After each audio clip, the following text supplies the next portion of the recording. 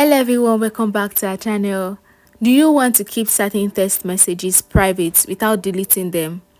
Today I'll show you how to hide text messages on your iPhone while keeping them safe. Let's get started. First, open the message app and find the conversation you want to hide. Swipe left on the conversation and tap hide alert.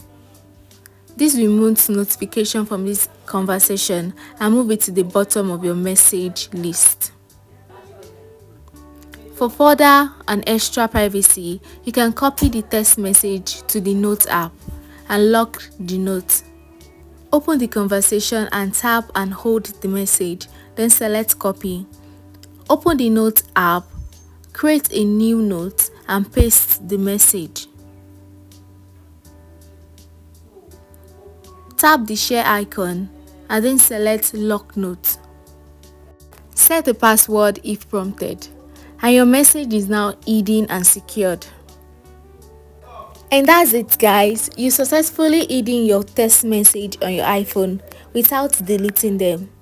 Thanks for watching. If you found this helpful, please like, subscribe and comment for more quick tips. See you next time. Bye bye.